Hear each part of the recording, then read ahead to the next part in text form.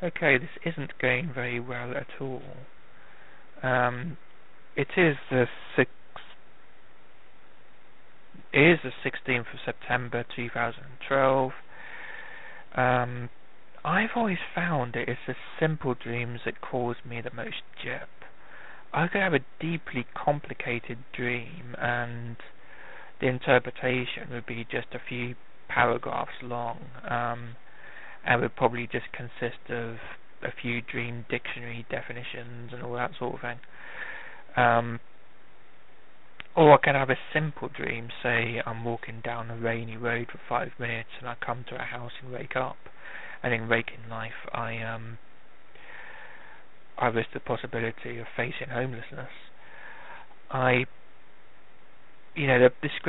interpretation would go on for pages and pages, because of course my brain would be trying to figure out, how to cope with this uncomfortable situation, and there'd be all manner of details in the road itself, in the walk, in the house, at the end of the dream, and so on and so forth.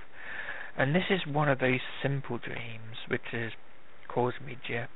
This is now the 4th time I've tried to record it audially. About 2 hours ago, my computer decided to play up, so I restarted it, and that's when I remember this dream. I tried to record it right away, it just became a jumbled mess. Tried again, it just became a jumbled mess again, so I wrote it down, and just started recording it again just now, and it became a jumbled mess again. So, such a relatively simple dream. So I'm in a room, like a warehouse or a soundstage or something of that nature, and the carpet is purple. As far as I know, the walls are sort of a dusky yellow colour, possibly green.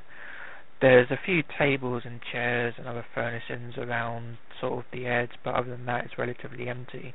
There's also a large number of these foam shapes that you get in children's, indoor children's play areas for some reason.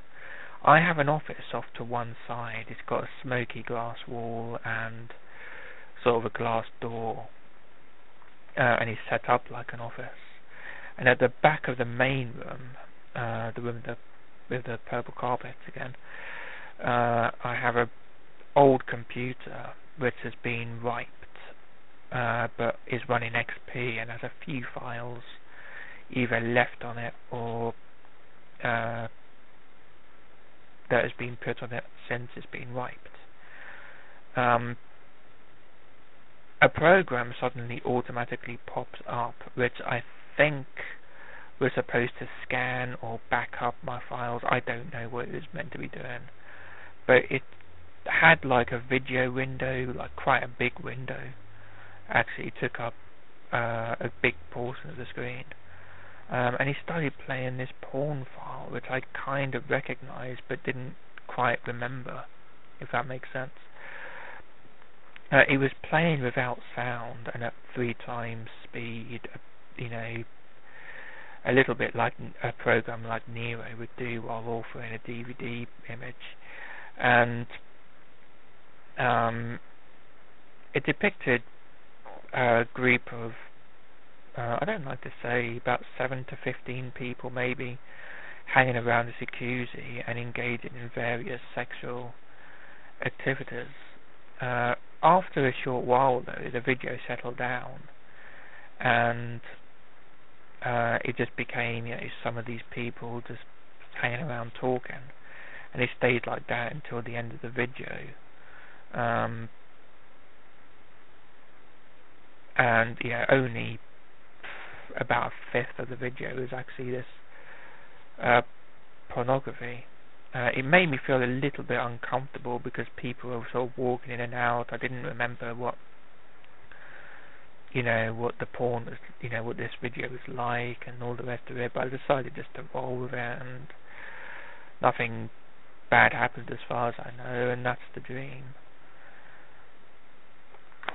This kind of puts me in an interesting situation, because as you know, or as you probably know, for the last 9 months, I've been having a lot of dreams relating to the incident of my laptop being taken, or the digital kangaroo girl scenario. But now, I just, very recently uploaded the post about, an incident involving what I would call police corruption and an alleged internet-related crime. And of course, I've been having dreams about that, and I've been having dreams about having dreams.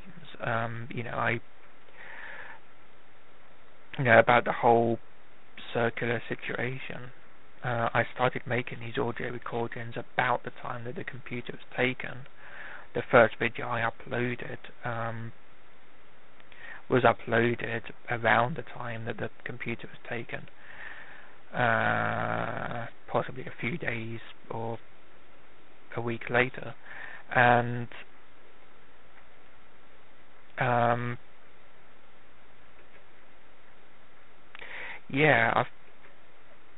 think I might be calling this and the Little Girl in the Moon dream the Digital Dream Girl Aftermath series or something like that. I don't know. I think it was 2 videos that enticed this dream.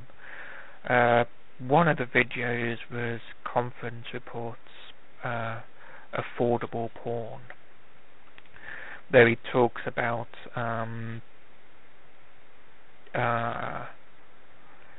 pornography as it relates to products such as power tools. I'll link to the video in the description, and I might upload this video as a video response or something like that. But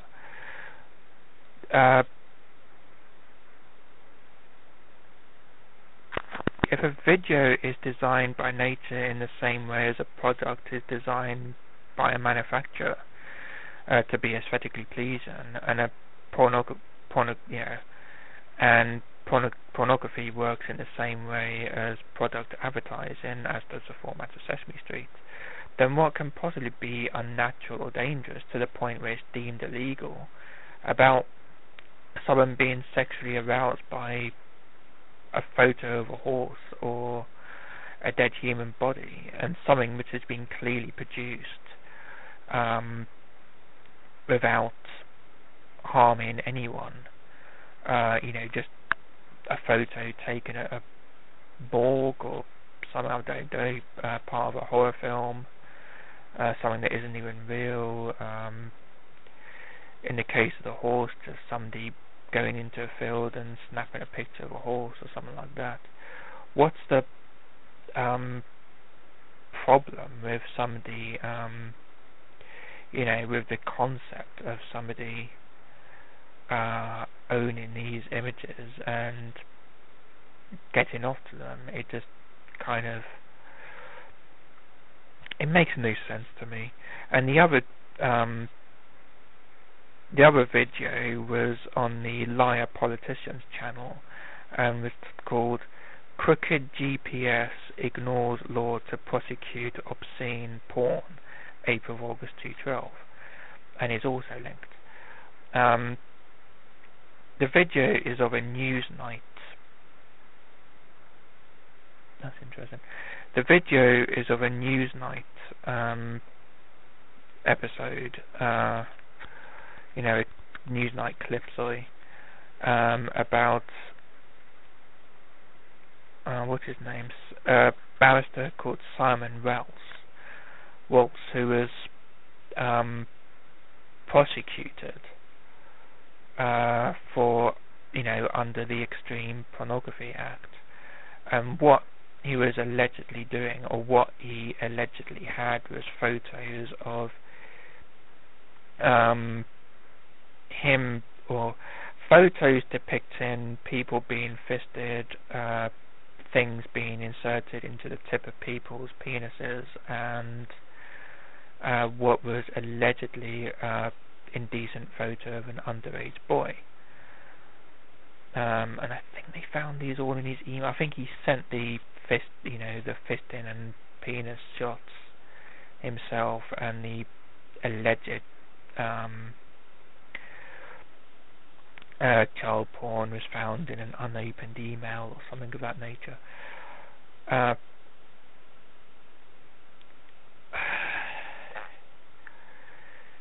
And I would feel absolutely disgusted for this guy, except for one little statement, or a couple of little statements that he made. He says, "The Act has a purpose, and that is to enable prosecutions to take place for pornography that would be caught by the Obscene Publications Act were it published in this country. What this Act was actually used against me for was things that were pictures that were taken of consensual activities between people in private. That's not what it was designed for. It's designed for extreme pornography, which is bestiality and necrophilia, not 2 or 3 people enjoying themselves in a bedroom. This is not what this was about." Do you blame the law then, or the prosecutors who made the decision to bring you to court? It's the way in which the law is being interpreted. The law is correct, but the way in which it was interpreted in my case was quite wrong.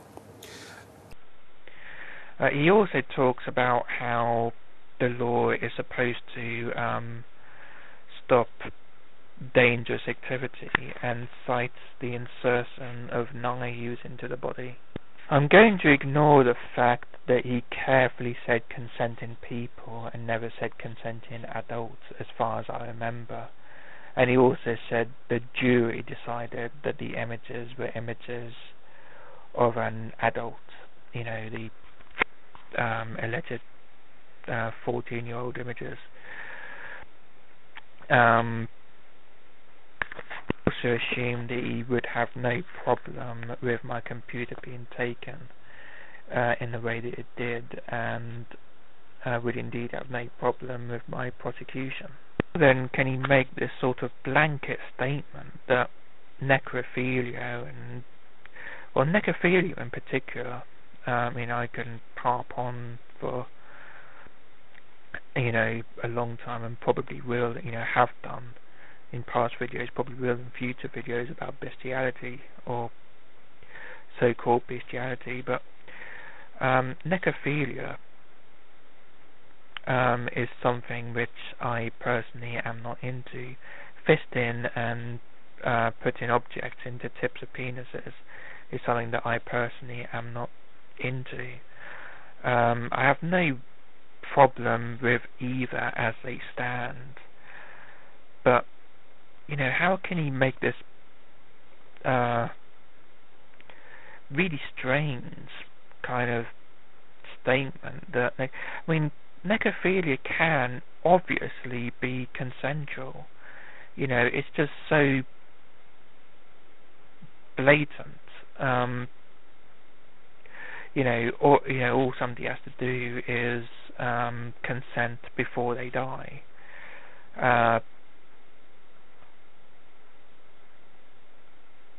In a will or something like that, in the same way as he might consent to that body being used for science or as a donor or anything else. Is it because they can't change their mind? I think the law has this habit. The law in the UK at the moment has this habit of taking heterosexual rape between, heterosexual adult rape, and then basing all sex crimes and so-called sex crimes around this one act, including children to a certain extent, because they always say that it's to do with the child's lack of ability to consent, and that's nonsense. It's to do with the child's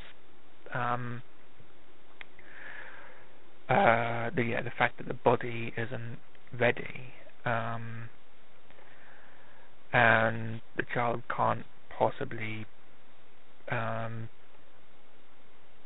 enjoy such an act, and it's up to, it will be painful and is incredibly dangerous, and it's up to adults to protect children from dangerous things. It's that sort of thing. It's got nothing to do with consent really, and that makes no sense. And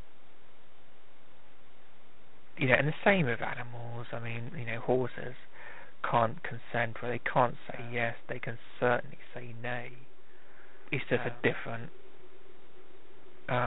form of communication, isn't it?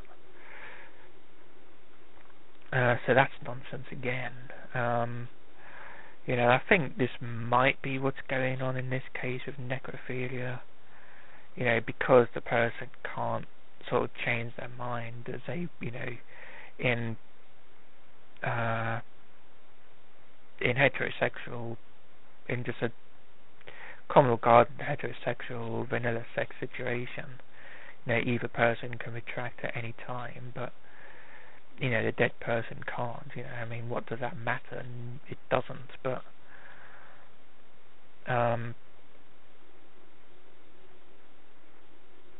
that might be the logic. I think, as my friend said yesterday as I was talking to her about it, that it has to do with people's discomfort around death or something of that nature. I don't know. The point is that there's that film, isn't there, Necrophile, and that plays out like really kind of spiritually. It's kind of a spiritual film, very peaceful. There's Jordan Owens' Eros Empire, and the first chapter of Audrey Neffenegger's Her Fearful Symmetry, which are deeply romantic and moving. So, I mean, it's possible to fist a corpse, but it's also possible to fist somebody in the course of rape. So it would seem to me that this guy is basically off his rocker, and a lot of other people I've seen, particularly on YouTube, are also off their rocker, and they seem to be pissing and whining because the act stops them from doing what they want to do, looking at pictures of BDSM, looking at pictures of fisting, or whatever, but they're always quick to say that the other parts of the act are absolutely right, they're disgusting and should be illegal. And it's like, well, why? Why should they be illegal? Why should taking a picture of a horse, that would otherwise not be considered dangerous, be considered dangerous if somebody thinks that somebody might be getting off on said picture of a horse? And necrophilia.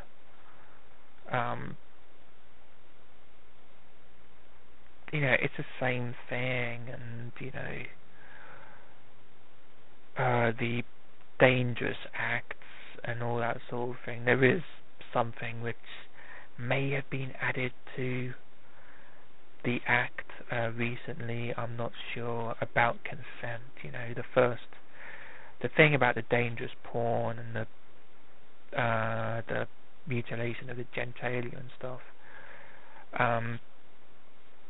it is legal to have porn of that as long as the people in the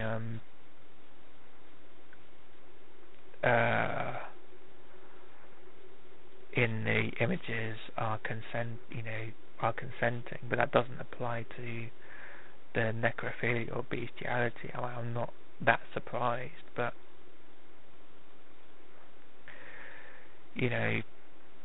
what's going on with that? I mean, his whole demeanor, he seems like, I wouldn't class him as guilty at all, upon just hearing the story, upon hearing the first half of the video. I felt, out enraged for this guy. I thought, this is disgusting, you shouldn't be prosecuted for this. And then, and then he starts speaking. It's basically that he has no problem with the law, that he has, that he thinks the law should be,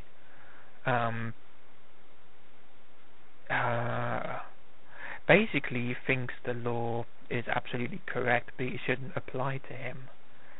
And that's what a lot of people seem to think in the course of trying to refine this video, so I could reference it and link to it and rewatch it and stuff.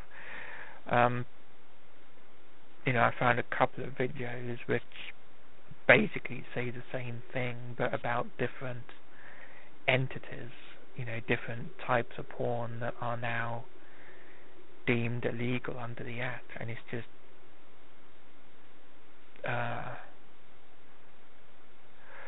it's just daft. And I think this is what the dream is about. It's it's my feelings when the video, which I kind of do recognize. I downloaded a video which Sky pointed me to, or pointed somebody to. I downloaded it without looking at it, and then I kind of wondered what it was, and it turned out just to be a relatively boring porn video. I think it's girl on girl, I don't remember, but it's just a relatively bog standard boring porn video. And I think that's the video that was supposed to be playing.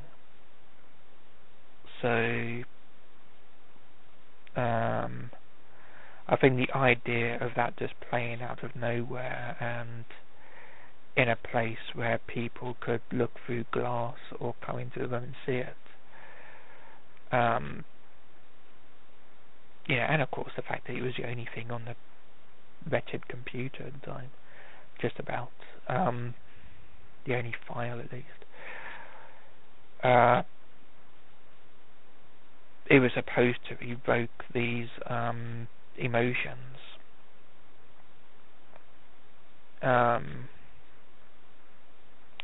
Regarding these two videos, I mean, the latter one I watched a few days to a week ago, and I just forgot about it.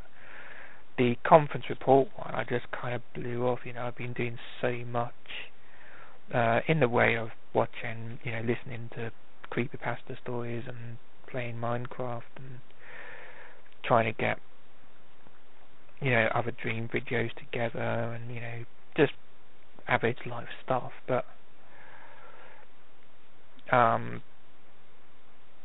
there's been so much going on in the last couple of days that, I just watched it, I thought about it for a little while, and then I brushed it off, and it's just,